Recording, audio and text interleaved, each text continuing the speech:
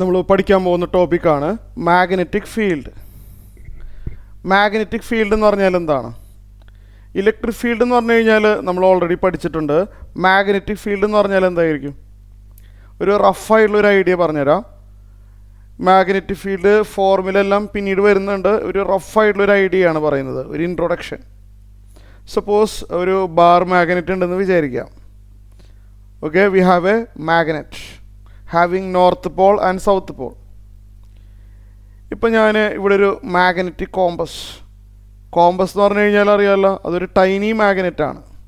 ഞാനിവിടെ ഒരു കോമ്പസ് വെച്ചു. അങ്ങനെയാണെങ്കിൽ അതിൻ്റെ നീഡിൽ ഒരു പർട്ടിക്കുലർ ഡയറക്ഷനിൽ ഡിഫ്ലക്റ്റ് ചെയ്യും. മാഗ്നറ്റിക് കോമ്പസ് എന്ന് പറഞ്ഞൊരു ടൈനി മാഗ്നറ്റാണ്, having north and south poles. അപ്പോൾ ഒരു കോമ്പസ് വെച്ച് കഴിഞ്ഞാൽ അതിൻ്റെ ആരോ നീഡിൽ ഒരു പർട്ടിക്കുലർ ഡയറക്ഷനിൽ ഡിഫ്ലക്റ്റ് ചെയ്യും. അപ്പോൾ അതിൻ്റെ സ്ട്രെങ്ത്ത് എത്രത്തോളം സ്ട്രോങ് ആയിട്ട് ഡിഫ്ലക്റ്റ് ചെയ്യുന്നു എന്നുള്ളതിനെ റെപ്രസെൻ്റ് ചെയ്യുന്നൊരു ടേമാണ് magnetic field. Magnetic field at this point എന്ന് പറഞ്ഞാൽ ആ പോയിന്റിൽ കോമ്പസ് വെച്ച് കഴിഞ്ഞാൽ എത്രത്തോളം സ്ട്രോങ് ആയിട്ട് ഡിഫ്ലക്റ്റ് ചെയ്യും എന്നുള്ളതിനെ റെപ്രസെൻ്റ് ചെയ്യുന്നൊരു ടേമാണെന്ന് മാത്രം ഇപ്പോൾ കരുതിയാൽ മതി. ഇതിനെപ്പറ്റി പിന്നീട് നമ്മൾ പഠിക്കുന്നുണ്ട്. ഓക്കെ, അപ്പോൾ നമുക്ക് ജസ്റ്റ് ഫോർ കമ്പാരിസൺ അതിനു വേണ്ടി നമ്മൾ ഡിഫൈൻ ചെയ്യുന്നൊരു ടേമാണ് മാഗ്നറ്റിക് ഫീൽഡ്. അപ്പോൾ ഞാനൊരു കോമ്പസ് ഇവിടെ വെക്കുമ്പോഴുള്ള ഡിഫ്ലക്ഷൻ ആയിരിക്കില്ല ഇവിടെ വെക്കുമ്പോൾ ഉണ്ടാവുക.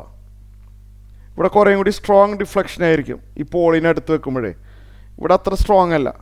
അപ്പോൾ ഒരു കമ്പാരിസന് വേണ്ടി നമ്മൾ തൽക്കാലം മാഗ്നറ്റിക് ഫീൽഡ് എന്ന് പറഞ്ഞൊരു ടേം ഡിഫൈൻ ചെയ്യുകയാണ്.